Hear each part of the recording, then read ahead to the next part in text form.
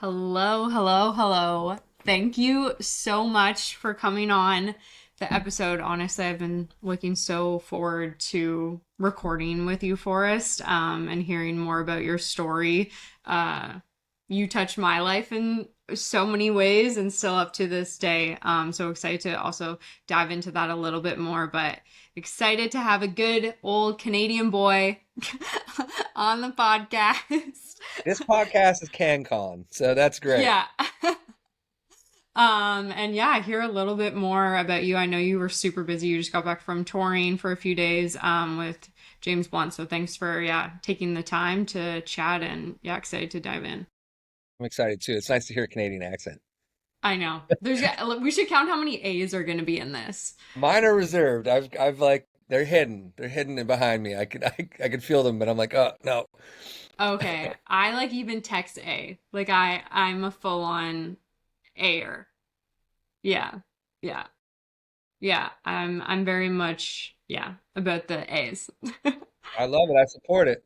But yeah, obviously you are an incredible artist. Everyone knows you for some of your amazing songs. One in particular that touched my life and changed my grief journey quite a bit is If You Love Her. But before all of that, before Forrest was an artist and touring with James Blunt, um, there was just who you were, right? And kind of growing up as a kid and good old Canadian boy, as I said. But I know you have been pretty open about your childhood and past struggles and mental health. So, kind of take us back to kind of young Forest to what got you here today. Yeah, I feel like that's gonna be like a 9.5 hour podcast just to start the first year. It's like yeah, first of all, thanks for the kind words. I appreciate that. It definitely it definitely feels weird being here. It definitely feels weird because I think what most people don't really know is that you as a person, you don't change. Your world it changes. So the exterior changes, but the bones of the house that you built for your life are the same. And so like what got me here and what that looks like. It's for me, it's kind of ever present. Like I said, the bones of my life, of my house, of my world, I exist within them. And so it's just, yeah, the outside walls have been painted up and they look different over the years. And so I think the starting point, the inception of where everything was built was just chaos. It was like I think a lot of people like me, when you're born into something that you're born into, it's not a choice. It's not like, you know, I was looking at life one day going, what bad choices can I make to ruin life? It was that literally the stage was set and it's been this kind of like ever growing, ever clawing through it, trying to figure it out, and then while also trying to become the best version of myself, even though the inception of my life started in such a negative place. So yeah, to to the starting point, it's being from Montreal, born of a mother who's from like a poor Irish upbringing, and you know, being a kid when she had me to not knowing what to do at such a young age. And I can't even imagine what that was like for her to then going through a divorce at such a young age and then meeting a gangster and having the allure of money and life facing her. And then here she is single with a kid, with a small child, meeting a person who's making money and that experience. And then that changes. And all of a sudden more kids are in the mix. And there's gangs and violence and prisons and like moving and just all this terrible behavior. And then I'm just kind of at the core of it, me, this kid trying to grow up. Yes, a lot of times I spend just kind of staring at the wall now going, what is this? How did this get to this? What's this look like? How do I tell this story? What is this story? Do I tell it? Should I tell it? I think anybody out there who's gone through anything, I think sits in that quite a bit where you're like, what do I do with all of this, for lack of better words, like shit? What do I do with, do I sit here and feel bad for myself? Do I grieve? Do I heal? Do I talk about it? Do I shut down? That's kind of the biggest conversation in my head a lot of the times. Like, do I want to talk about it and be persecuted for what I talk about? Or do I want to shut down and be insular and be self-destructive because I'm hiding from what I feel? Feel like it's finding a balance of, sharing your truth and your honesty and your story, but even I get it, even for my Instagrams are a bit cool, but also that like feeling of being too exposed too, right? And you're trying to, there's still that like trauma instinct in you or that pain in you that um you want to put it out there like you're saying, and you want to heal and you want to share, but there's always that little bit, and I think maybe there probably always will be that little bit of fear and other emotions of, yeah, be sharing your truth really. So yeah, I can imagine, um, especially as you've grown, finding that balance must have been very difficult. Yeah, it continues to be difficult. I mean, a lot of my life right now, I've had all my dreams in a sense come true. Like, like I've done what is impossible. Like I always tell, my friends and my wife and my family, like if I died today, like I did it. I did it. I don't know how far this is supposed to go, but I did it. I got this far, and that's kind of impossible for people like me. Normally, people like me don't get too far. So I'm really happy and proud of that. But again, you don't lose the bones of what got you here. And you have to face that at all times. And I'm grateful for all the successes and cool things that have happened. But now I realized that I guess I thought that something would change if I got there. I thought if I had plaques on the wall or songs on the radio and people knew me, that maybe that would make me feel a certain way. Maybe that would give me like the validation I was looking for and the acceptance that I never got. And it actually the opposite has happened. I couldn't feel further from it. At some point I realized like that plaque on the wall that goes, yeah, you did it. It actually doesn't represent me. It represents the people that were willing to take it on, like you, who you took my song and it's been added to your life story. It's not about me. It's about you. You don't hear it and think of me. You hear it and think of somebody else. And that's really special. And that's that representative. So that didn't cure me of this feeling of like, oh, maybe I'll be good enough one day. And I think what's been happening in my life is now I'm deconstructing that. And as an artist, the new evolution is, well, then what do I actually want to say? What do I want to talk about? And part of that has been this new journey of trying to tell my life's truth. And the music that's going to come has that in it, where I'm going, well, you have no family. And there's these pains and struggles and aches that exist that I don't talk about. And the fear of persecution that has held me back. And then that's led to a whole other myriad of things. Like I did a podcast in Toronto a year and a bit ago, and I put a clip online and it went viral. And it's a snippet. Like the snippet starts by me saying, my father ruined my life. He ruined my brother's life. He like robbed my sister of a lot of her spark, robbed my mom of the same thing. And I had to watch the internet run with it. They never watched the podcast. I never listened to it. They took a 30-second clip and the comments are like, you're weak, you're a wimp, a bunch of different words. And then like what a loser and crybaby. And it's like, man, if you could sit in my body as that 5-year-old kid getting beat and having to deal with what I've had to deal with and seeing things that you could never imagine. Like this isn't just like your classic, which I don't take away from anyone's experience, but this isn't like, oh, I had a bad weekend with my parents, or it was like this is to the extreme of how bad things can be. And more often than not, people like me who are children in that don't make it out, and they succumb to those atrocities and they become that environment or addicts and they fall apart. And so yeah, it's been really wild starting to try and peel back those layers, to be honest, especially online when you're subject to other people's hurt. And that's the big thing I've kind of learned from it over the past year. At first it was like, oh, it was, for lack of better ways of saying it, just felt like, just kind of felt like my dad and my stuff all over again. It felt like people on the internet were like just like representatives of that same anger and Dating his hatred. behavior. Yeah, it was awful. And it was hard to see any support in that. Like, there might be 20 really wonderful comments for every one negative, but that one just because it Hmm. pokes you in the place where you're hurt. Like, Hmm. you know, it's I think anybody can get that. Like 10 Hmm. people tell you you're beautiful and one tells you that you're ugly. You're like, "Damn, I'm ugly." It's And human nature, but it's so horrible, like you said, like it's human nature, I feel like, yeah. to focus on that 1% out of the 99%. But I can't imagine how frustrating or difficult that was. Yeah, it's hard because you I think your brain naturally, if you're in a bad space or a rough place, your brain naturally wants to believe that about yourself anyway too. Like the amount of times I wake up and I think the worst of myself, like I don't need anyone on the internet to say that for me to already feel like that. And sometimes I'm just trying to make it through the day and I'm trying to just believe in myself enough to make it till tomorrow.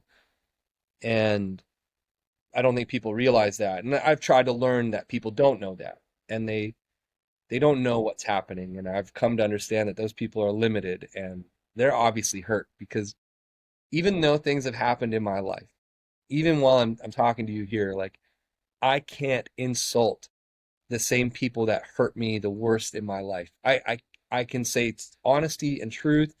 I can say I feel bad for those people. I feel sad that that's the life that they're living and that's where they are because they're limited. They obviously haven't healed their own stuff enough to get to a place where they can have any accountability and they can have any self-awareness. So I can sit there and I have empathy and I can extend love, but I can do it all at a distance with boundaries and safety nets. And like, I'm safe. Um, yeah, if anyone's going to make something derogatory or say something awful or mean, it actually has nothing to do with me. It's all about them. And I feel sad. I'm like, damn, okay, that's where you are in your life. So I'm not there.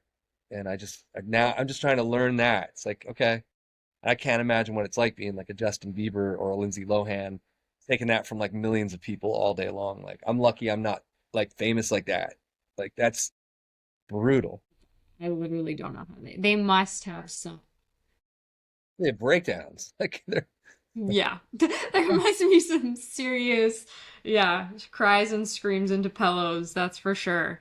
Or some type of filter, or yeah, I know, speaking from personal experience, I'll reread those mean comments like all the time. Like, and I get so feisty about them. And I feel like now I'm like you, I still get feisty at times, but I've like learned to, as what you're saying, to like set boundaries and realize like those people must be struggling as well, or there's something going on in their lives that you don't know about. or they take it out on the internet, not real like I think when people write something into the void, they don't realize there's like a real person on the other end, there's a consequence. And again, that's where that person is. It's hard. And I try to remember that too, that like once I read 10 or 20 of those types of comments, now I'm feeling that same sadness or pressure or weight that maybe people are feeling.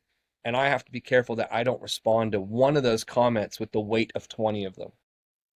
So I just don't respond to them. And I go, okay, well, that's where you're at. But it's hard. It takes practice because I'm like, I want to be like, who the hell do you think you are? And like, I would love for you to come sit in my world and sit in my skin and jump into the bones of the 5-year-old that I was when my life was like that, or the 10-year-old, or 15-year-old, or 20-year-old. Like, there's a lyric by an artist that I really love named Alexander. And he goes, say you're my lover, say you're my homie, tilt my chin back, slit my throat, take a bath in my blood, get to know me. And it's like that. So true. That's how I feel. It's like you want to cut me up, come sit inside my body. Come sit in my blood. See what I've been through and show me how you could have done things better. Because I'm also mad at parts of my life where I became the representative of all the trauma and pain. I'm very frustrated. And as I get older and I do the work and I become more self-aware about things and chaos that I may have caused, I feel really bad and I feel guilty and ashamed and responsible. And do I not wish I could go back in time and remedy those things? Yeah, I think all of us do. Everyone's been the villain in someone else's life, and everyone's been a hero. And the times in which I was a villain, I wish I could go and solve. I wish I could go back and say, hey, man, what are you doing? And I hope other people have grace to go, 10-year-old you did 10-year-old stupidities, and 20-year-old you made 20-year-old mistakes. And some of you created more chaos than others.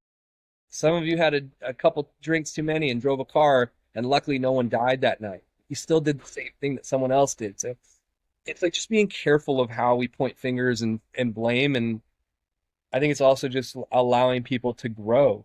People like me need time to grow up. We need time to heal, and we need time to do better. And I think there's a lot of people like me, and a lot of people like me ended up in jail, and they need time to reform. And I think at some point, some of those people come out of their prisons, whether they're literal or figurative, and they also need the opportunity to be accepted and have grace and to be part of something again. To go, hey man, I did my time. I did reform. I am accountable, and here I am, and I'm trying my best to be part of the solution rather than the problem. So again, I think like that because I wasn't always the greatest version of myself. I Do wasn't you, always writing love songs.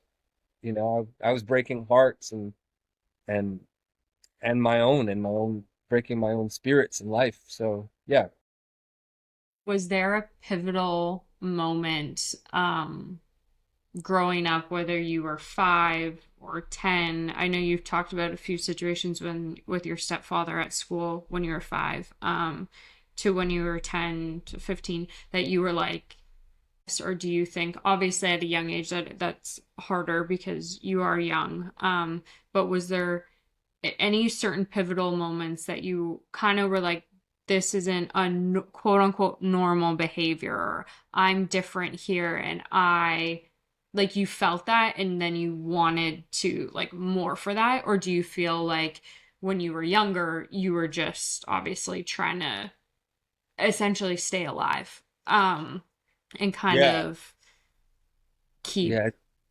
Go ahead. sorry, and just like kind of like keep one foot in front of the other? Or, but as you got older over the years, was there a more flip switch moment, you could say? Yeah, there's like for me, I know there's a few like definitive moments Mm-hmm. where things completely flipped on me, and then the other is also true. Like most of my upbringing was survival mode, and I had no clue. Like for me, it felt normal, but it's with hindsight now. Like the older I get, the more perspective I have because like I at one point became the age of my parents when they had a kid, and that was weird because I had to go, okay. And there's anger and forgiveness at the same time because there's an anger towards like how do you do that to a kid? I could never treat a kid the way you treated me at these ages. Like by the time my mom was 21, she had a 3-year-old kid. I could never do to a 3-year-old kid what happened to me. So there's an anger that happens because you realize where you are mentally and like you realize where you are in life and you're going, damn, like yeah. So there's a lot of survival and fight or flight that's happening. And then these pivotal moments, like one of the biggest pivotal moments was when I was about 21. I wasn't a musician, I wasn't an artist necessarily. Maybe I was, but I didn't know I was at the time. Um, and it was basically time to like lean in to stepdad's business or abandon. And that's a really weird thing to deal with. Like if you're the kid of a parent who has a construction company and your whole life all you know is construction companies, and it comes to the time you're 21 and your dad or parent or stepdad or whomever that figure is in your life goes, well, son, it's time for you to pick up the hammer. That's like, okay. And I think a lot of people follow suit in that. There's a reason why a lot of hockey players' kids become hockey players. There's a reason why a lot of plumbers' kids become plumbers and so on and so forth. Like so for me, I was born into this world and that's all I knew. So that pivotal moment happened when I was like pick up the hammer, so to speak, except in my life it wasn't a hammer, it was something else. And I went, that doesn't really feel like who I am. I don't want to inflict harm on people like that. And my heart wasn't like that. I wasn't like a sociopath or a narcissist or anything like that. And so I was like, I just want affirmation from my stepdad. I just want love. I just want to be told I'm a good kid and that you're proud of me. And that was like a carrot that was dangled my whole life, and I didn't know that at the time. And so, nevertheless, I made a decision at 21 to like grab a flight overnight and fly to the west coast of Canada and start a new life. And it was scary and hard because I had one whole life, this whole upbringing that none of that counts. And it's not built in a way that you can live and be normal. Everything you see and everything you do is through that lens.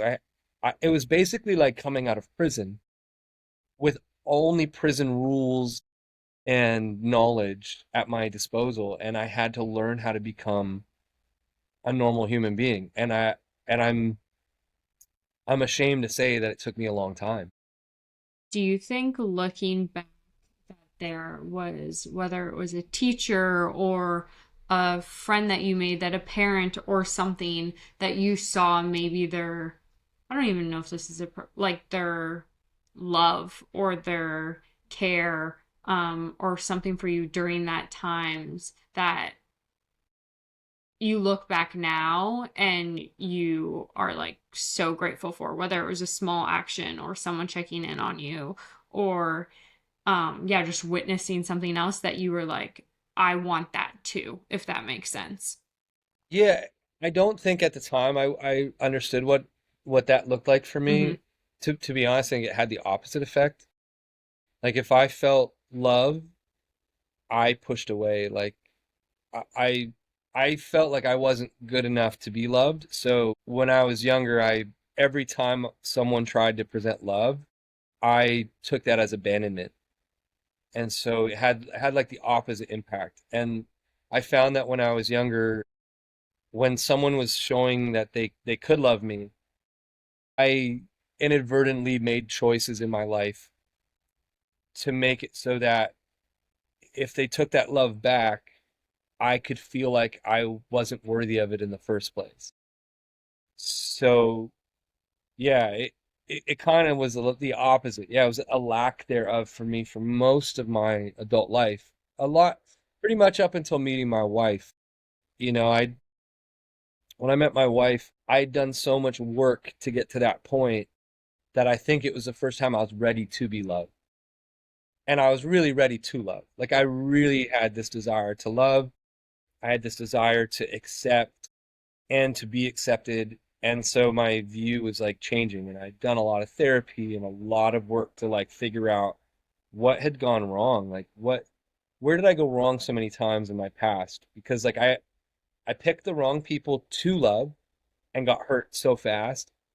And then I picked the wrong people to love because I was afraid of those people. And so like when I was younger, like again, if somebody was like, "Oh man, I really love you," like I would run out of the relationship as fast as I could because I just, again, I don't think I could accept them leaving me unless I was wrong for something. And I go, okay, I can accept that you can hate me for that, and I'm not worthy of your love. But that's like my whole childhood. Like it's that cliche, hurt people hurt people. So I was definitely hurt and constantly preparing to be hurt. Do you think in your therapy and kind of where you are today, obviously those experience have shaped you into the artist that you are, like everything as Oh you're my saying God, yeah. is the bones, but is there, like, looking at all those experiences that shaped you into the artist, would you hmm would you want anything? Are you I mean, people ask me this all the time. Like, would I change anything? And we were kind of talking about this a little bit earlier, but even knowing the outcome and knowing everything that happened, I wouldn't change a thing. And knowing all the pain and knowing all the trauma, would you, looking at those experiences who shaped you into the person today, would you want to know, or would you want to change, or have you even thought about that? Or is it Yeah. kind of like me and go back and forth? Like, Yeah, there's a lot of back and forth. Like to be honest, sometimes I wish my mom didn't have me. Like I wish she made different choices. I wish she had a life of her own, and I wish that she got to grow up and feel what it was to be human and to be an adult and a child who grew up in a healthy environment. Like she got married when she was 16 and then had me by the time she was 18. So her whole life was like altered. But then it's hard because I go out into the world and I hear how my music has impacted people, or how like a spoken word about suicide has impacted people, and people will come up to me and tell me really honest things and say, well, man, I discovered something you made, and you don't understand this, but that shaped my life. Like I was I was on a very bad trajectory and I was going to take my life. This found me at the right time and I lived. And so it's sometimes really hard because even though I understand like how important that is to somebody, and I'm so grateful that they found that and that their life is here, and I love that. It doesn't always make me feel take away your pain. anything. I know it's so weird to say that, and like Hmm. I'm processing it still, trying to figure Hmm. out what to do with that, because I didn't set out to be accountable for other people. I never wanted to be someone's hero. I wasn't.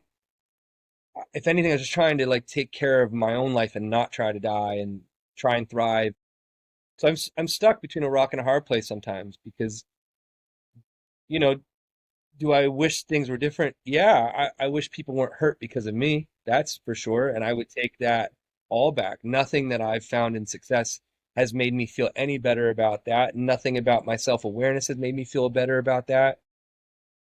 I think the curse of doing the work is that you become accountable and then you have to acknowledge, like, yeah, man, I have my own birthplaces of those pains, but I understand that regardless of where it comes from, I'm accountable for me and my actions. So yeah, I wish that I didn't have any of that stuff, because where I am and success doesn't distract or detract from anyone else's feelings along the way. And all I can do is hope that I represent myself, and I represent my story, and I represent my journey, and I really represent any pain I've ever caused anybody else in a way that shows that I do feel that and I do think about it, and I am remorseful for the things I should be remorseful for, and I honor the things that I should honor, and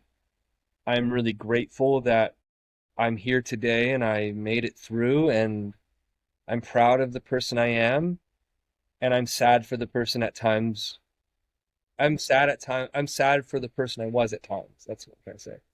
So it's tough. I could definitely do this had without having to have had those pains. Like the 5-year-old me doesn't need the welts on his body to for records on the wall. Like that I definitely I'm grateful I got through it, but I could have gone without. But it's tough. I don't know. Would I be better or would I be worse? And that's a whole other question. If I became a worse version of myself without having had the worst things happen to me, then I would say I don't want this. So I don't know. I don't know, but yeah. Feel I think, like, oh, and it go ahead. changes per day. Per day, yeah. Actually, it changes Per per hour. minute, man. Like, Yeah, it's rough. it's like, okay, yeah, grateful for everything that I have grown in this journey. And then the other time, it's like, I don't want to be on this journey. I was like, I don't want to be in this position. So yeah, the Yeah. back and forth is just a constant merry-go-round. Um, but you had posted in one of your song lyrics, it talks about just, living one more day, and being here one more day, and being so vocal about mental health. What do those lyrics not to, because I can talk about what that means to me and you can talk about what it means to so many other people, but what do you think what do you think that lyric means to you, much sir? And what do you think that lyric means to your wife? Wow. Yeah, so that, I mean, that one's from Nobody Knows. It's like, it goes, no one knows how close I was. I had one foot on the edge. I almost gave up on myself. Hell, I was hanging by a thread. It doesn't mean I'm in the clear or that I made it out unscathed. What I'm really trying to say is stay for one more day, then one more day, then one more day. For me, I mean, it's just honest. Like, even writing that whole song, I remember I had the chorus, and because that was easy to be honest about the chorus. Like, no one knows I'm smiling, but I'm breaking. No one knows I say I'm okay, like, say that I'm fine, but I'm faking. Like, everything's like pretty easy to say those things. But the real meat of the song is that lyric, and then what I say in the verses, and it's like nothing was coming out that day because I was trying to avoid saying it the honest way. I was trying to be clever and like, how can I mask and how can I hide and how can I not say how bad it is? Because, sometimes, sometimes you say, man, I'm suicidal, and people go, stop being a punk and stop whining. And you're like, damn, man, I don't want to feel like this. And there's a reason why, men take their lives at such a large rate. Like, it's a pretty big problem. And there's not really a lot of men that I know at least don't talk about it. And that doesn't exclude women and anybody else. Like, just I know what it is to be me, and I know what it is to be like me, and a lot of people like me don't talk, and we don't have infrastructure, we don't have friendships that we get that deep with. um and then again, it extends out to everybody else. It doesn't really, it's not precious about who it's coming after when it's depression. So um for me, I just needed to be honest, and as soon as I was honest, those lyrics came out, and it's like, hey, no one knows like how close it was. Like, I was really like, I almost gave up on living, and I was really like a second away. It's happened multiple times in my life, and that's really scary because your brain takes over, and you're in the passenger seat at that point in time. This darkness and this weight, this grief, this disappointment, shame, guilt, everything is like, it's consuming you, and there's no way to climb out. At least that's what it feels like when it's happening. And the true nature of it is when I get out of that lyric and I get to the chorus and I say again, no, because nobody knows. Like, had I given up when I was at that point, when I was at that crossroad in my life, I wouldn't have experienced a lot of the most incredible things that have happened. Case in point, meeting my wife and meeting incredible people around the world, and getting to experience my dream coming true and things coming to fruition, and getting to experience people who did know me in a rougher time in my life, who then tell me, man, like, they're proud of me. And that's like the thing that I always wanted to hear was like, they're proud that I didn't keep living in the lifestyle I was living in, and they're proud that I changed trajectories, and they've given me a lot of grace and go, hey man, like, we're really like, wow. And I can't imagine what it would be like, or what it would have been like to forfeited all that. So I say it to everybody else who's listening to this, or whoever listens to this, like, just, you don't know, like, you really don't know. Today might be the worst feeling you've ever experienced, but like, I literally said this on an Instagram post the other day, like, and not to be insensitive to your story, Emily, like, just because you've experienced the worst loss in your life, and like the tears you'll never be able to pull back into your body, it doesn't mean that you've not laughed since. It doesn't mean that you've not felt love. It doesn't mean that you've not felt joy and happiness. And two things can happen at the same time. You can experience grief and joy at the exact same time. I've learned this, at least, and I'm sure you would have your own experience to say something similar. Like, so I encourage every single person out there who feels that weight like I do to hang on for a day. And if that day doesn't bring forth that joy or happiness or anything, hang on for one more, because like, it will come, and then you'll be like, man, like, I can't imagine my life without you, and I can't imagine my life without this, and I can't imagine my life without this day. And I think that sometimes depression, pain, grief, shame, guilt, all of those things, they can hold you to this thing where you believe for a second you're not supposed to or allowed to feel anything better, you know? And yeah, like joy, joy will persevere, and love will persevere, and kindness will persevere, and everything will persevere, and it doesn't distract from all the things behind you. Like that's the thing. And you will again feel weight, and you will again feel depression, and you will feel grief again. It's going to happen. And learning to get comfortable with that part of being human and the dynamic range of sadness and happiness, and allowing that to become part of your story. So, a few minutes ago you go, could I have gone without it? Or, essentially that, yes, but I am happy I'm alive today in spite of it. I'm happy that I can feel the way I feel today in spite of the other side that I felt. I'm happy I see the sun come out when it was raining all those days, and I'm happy on the days when the rain comes back because sometimes I need a break from the sun. So I'm just learning to try and accept being human in all of it. I read about it in a book, or in a book, and I remember after Colby passed away, I always used to say, like, one day closer to seeing you in heaven. And that would be like the only thing that would like get me through the day. And I remember I have a whole chapter about it, and it's called I Didn't Plan to Be Here. And I genuinely thought, Colby died in April, and I didn't plan to be here past September. In my mindset, it was, let's do all what the NHL wants me to do. Like, we're gonna do the song, we're gonna do the documentary, we're gonna get the like foundations up and going, and then I've kind of done my part, and then I can go see Colby. And that I talk about it in the book, and that like heaviness. And it was actually like last week, and I was thinking, I'm like, people always ask me, like, and I say today, like, the bravest thing I ever did since losing Colby, it wasn't going in front of cameras. It was like continuing to live when all I wanted to do was die. Like, continuing to live when all I wanted to do was die. And I was thinking about, had I not planned to be here, and it was just kind of, I met people during that time, and they would invite me out to coffee, and it would be like another day, like you're saying, one more day to keep going, or I'd meet this person.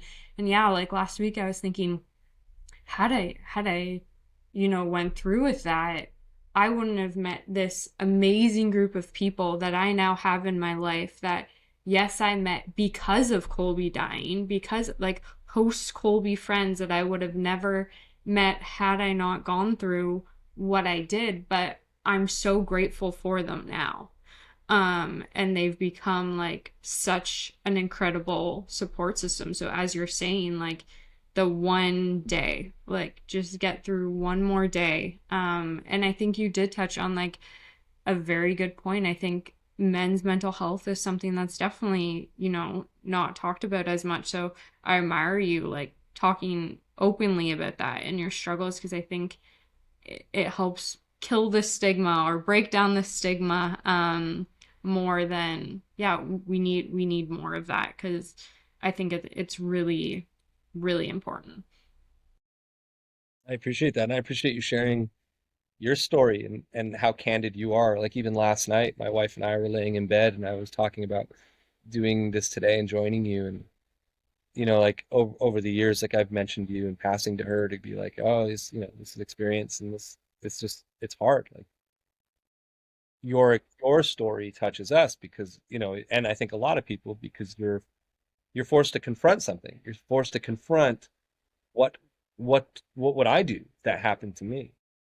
And nobody wants anyone to have to go through that. And your story and your experience and the loss of, you know, a love of your life, like it forces all of us to confront our own mortality. And so yeah, we were sitting there last night and scrolling through your Instagram and just like even reading older posts and like getting to the place watching you holding on to hope still and watching those 3 days happen from hope to loss. It was like the fact that you shared that in a time where most people shut down, like the impact that that has. Like again, could you go without? I'm sure you could. I'm sure you could have definitely gone without. But I think it's a testament to, like you're saying, the bravest thing you can do is just kind of live. And and then to share if you can, because it provides people with the ability to know they're not alone in those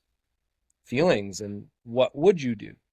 And I think that I can only imagine that, you know, in the years since your husband's passing, that you've probably shared a lot of conversations with people who've since faced that. And it's, yeah, so I think to what I'm trying to accomplish with this was never again set out to be a hero. It's not, I don't want to be the face of mental health, and I'm just trying to make it through. And I think that I'm more days away from it than I was close to it. And I think people attach to the fact that it can get better and they want to know how. And that in turn, I don't know if it does something similar to you, but it does it does make me want to push harder. It goes, okay, well, I feel an accountability, and I do want to say it, because if it helps someone not feel the way I felt 3 years ago, 5 years ago, or 6 months ago, well then that's great, because then maybe it buys someone else a day just from being willing to say it. And I think that that's what it does. And I know at least that's what it does for me when I come across something that makes me go, "Oh man." And I think there's I'll butcher it. There's like a quote, and again I'm paraphrasing terribly, but it's something to the effect of, those who are aware of something, they bear the burden of having to essentially be part of it.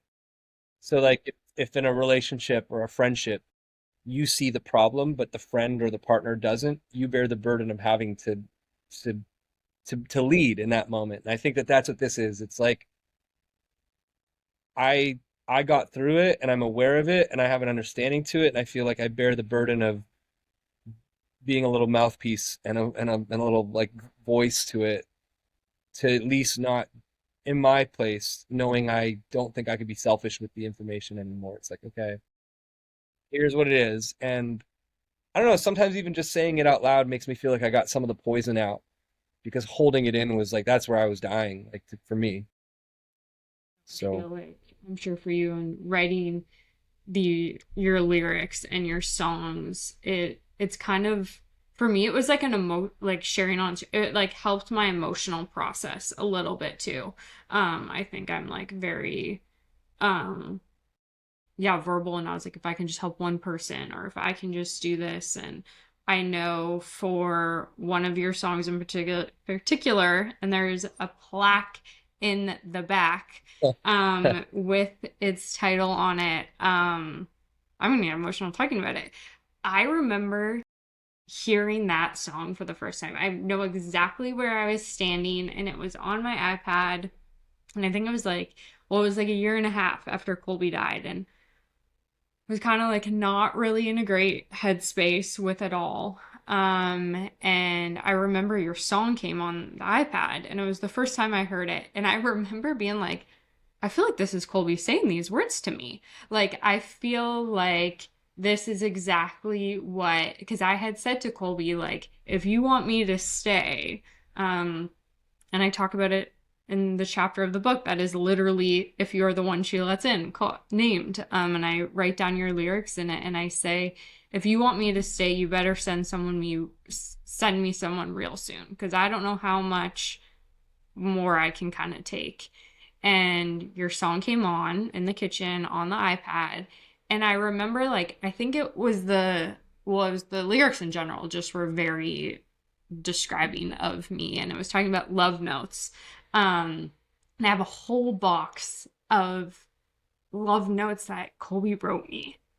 And I just remember being like, whoa, this is exactly what Colby would tell whoever it is. And if he wants me to, who he's handing the torch over to. Because I always say, Colby handed the torch to Colin. And I think about that conversation all the time, and I think about those lyrics, and I think about, what would Colby say to Colin? Or they'd probably joke about my long showers, or like, what would he say? And it was those lyrics and that song that I was like, this is exactly what Colby would say. And I remember, I don't even think I shared this in the book, but a few months later, I would meet Colin. And I always said, that's the song when I post about whoever it is, I'm going to use to publicly announce that I'm dating again. And I did. I used the song and I made a reel. And I remember Colin's first time in Canada, he flew up. He knew the whole story behind the song. He knew that this is exactly what Colby would say to him if those two were to meet. And when Colin left Canada for the first time to fly back to Edmonton after, meeting my parents, meeting some of Colby's teammates, he was in the airport and he texted me. He was like, "You would not believe what song is playing." And it was your song.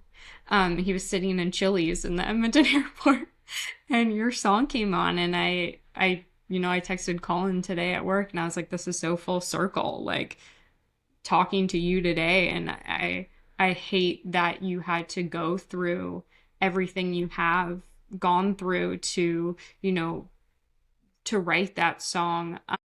But like, thank you for writing that, because like it completely changed, like, I don't know, it brought comfort, because that's exactly what, and I'm sure when you were writing it, you were not thinking about a widower and this is what her husband in heaven would say for her to date again. But yeah, just the power of that song, like, completely changed my journey in so many ways. So it's so special to like have this conversation with you. And I know it has not been easy for you to write these songs or be sharing your journey, but I'm just one person that it has greatly impacted, and I know it's impacted millions. So I can't thank you enough, and I know so many other people can't thank you enough as well. I'm so grateful. I'm really honored to even hear stories like this, like it I didn't, you're right. Like I didn't consider this when I was writing it because I was writing it from here. Like I was trying to fix a wound and come to terms with feelings that I had of loss and love and like that whole song, like the inception of the song and everything. Like when I was writing If You Love Her, I didn't I didn't know what was going to happen. I just the pain and the feelings I had were so intense that like it had to come out that day, and like the song is a journey of that. And I've said this in interviews too, because like I wrote it from such a different place that I when I put it out into the world, I never knew what it would do. Because I don't write songs going, is this going to be the one? Is this going to be the song that changes lives and affects people? And the answer is no. Like I don't think like that. I'm very acutely aware that it can. I'm acutely aware that it can have that impact. But yeah, for me, it's just that day was like the best way I can explain it. Like as you listen to the song and it gets to that big crescendo, that big part right before the final last chorus that kind of chills out, it felt like two souls break there. I can't explain it any other way. Like, and if you think about it when you're listening to it, like it just that's what it felt like. It felt like I had to accept my own fate in that song. So when I put it out into the world and people like you tune in and you make it what you need to hear from it, one, it's the greatest compliment to ever hear because it isn't about me. Like I realize that. And it's like I'm really happy I realized this, that these songs are born from my stories and they're born from my experiences and they're born from my life. But at the end of the day, they're not meant to be hoarded and held by me. They're meant to go out into the world and be whatever they need for somebody else. And the gratitude that I have that someone like you is sitting on the other end of an iPad listening and my song shows up and it becomes yours. I can't tell you how immensely profound that is. And like it genuinely makes me feel like all of this is worth it somehow because we genuinely need that. You need it, I need it. So yeah, I'm like it's just such an honor to hear that here you are a stranger to me and myself a stranger to you, and the fact that I was willing to be honest and you were willing to listen, that then that becomes entangled somehow. And then the fact that then all of a sudden, here's this person in your world that is going to attempt to fill a place that is not fillable. Like you can't fill that, and they have to occupy a new place, and you're coming to terms with that. And here's the words that you feel best represent the person who held that spot, what they would say. If you're gonna build a home on this plot of land where I used to be, these are the bones of the home that you need. And that, and then to have a partner in your life who can make space for both you and Colby, and to honor the land that they're on and to build that home there. And this is all part of a story that we shared because again, I was willing to be honest and you're willing to be honest and vulnerable, and you're willing to love again and I'm willing to love again. We're willing to say it, willing to honor the pain and honor the peace. Yeah, it's quite profound. I don't really know what else to say to that other than the fact that like just I'm just immensely grateful that you're willing to share that story. And I don't know, it does give me something to think about when I go write. It's like just to remind myself that music is this really great connector and it really does have a place outside of me. It's not mine. It's like wow, like how it can be there. The power of words and making like, yeah, we all thrive when we feel seen, right? And I think your lyrics and everything makes people feel seen in their own part of their journey.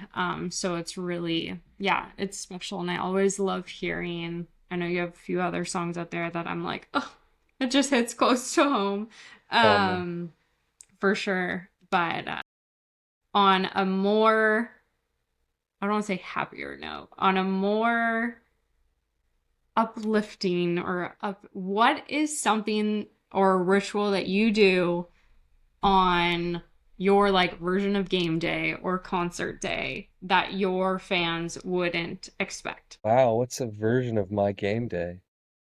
I'm so intense. Really? So intense. Like, Okay. yeah, I think it's just like a part of the course, I suppose. Like everything feels like it's been stacked against me that like I'm very specific. Like Hmm. I warm up 3 times before I play. I'm very quiet. I don't talk to many people behind the scenes. Like when I'm in like my mode, I it's different. Like when I'm touring, touring's always different than when I'm writing or what have you. But I everything is very specific. It's like it's super like yeah, my warm-ups happen at a certain time. The like I'm steaming clothes and making sure everything feels the way I want it to feel. I think that actually I would say this. There's maybe a better ritual. I'm like as I'm going through it, the one thing I always do that no one would actually know about is every time I get to a venue, I walk out onto the stage and I always peer out into an empty place, an empty venue, arena, stadium, it doesn't matter.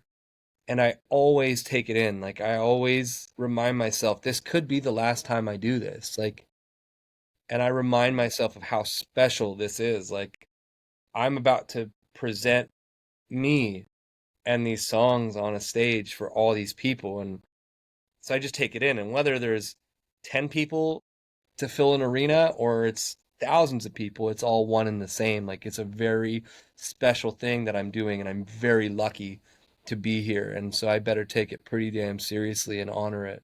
So that's something I do everywhere, every single time. And then that segues into one more thing that I do is when we do like a little band huddle, almost like a hockey huddle. Like before you going out there, what do you say to your guys? And I'm the captain. So it's like I have to say the thing that and one of the things I always tell my guys, and one I'm always grateful for them, the fact that they're there and they're bringing a lifetime of expertise to the stage and they're channeling as well. And I always try to remind them that just because I'm the guy that wrote the songs makes no difference. Like we all have to go on stage and we all have to perform.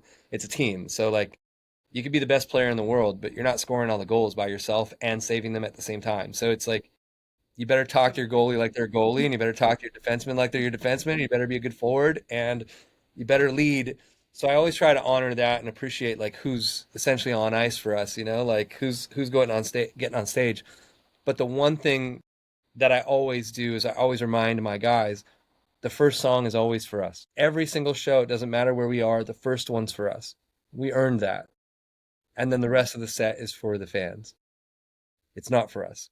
And so Yeah. that's that those are my two like really important traditions that I do to just remember like eat some humble pie. Like nothing's promised. I'm not promised tomorrow. This is it. This is what we get and I'm very lucky. Hmm. And it's just that I'm lucky. I worked hard and I did a lot of things, but so does everybody else. Not everybody Hmm. else gets to play on the stage. So just honoring what it is. So that's like my big game day ritual. Like I don't know if it's uplifting as much as everything in my life feels like it's serious, but you know. Okay, one last question before I let you go is if you could go back to 5-year-old you, and say you are more than, what would it be? Wow. Um, I would say that you're more than the scars that you're carrying. Like you're more than the bad things that people do to you. That's probably what I would tell myself. So I think not only 5-year-old me, but like even me today. It's a thing I think I have to tell myself probably for the rest of my life. So yeah, I'm more than the hurt. I'm more than the things that happened to me. So yeah, Because you're pretty amazing, and we are all lucky that you are still here and writing incredible music. And yeah, just super happy for you, and your wife and your cute little doggy, and thank you. the life that you're building in Nashville. And just thank you, yeah, for sharing your heart, with us all, because it's helped me personally and millions of others in so many ways. Thank you. I hope that you feel the same. Like Thank you. yeah, I think just let's just keep talking and keep having the conversation and yeah. Yeah, of Thank you. Thank you for your time and thank you for your heart and thank you for being willing to talk and most importantly, thank you for sharing Colby and your story with me. Over the years, course.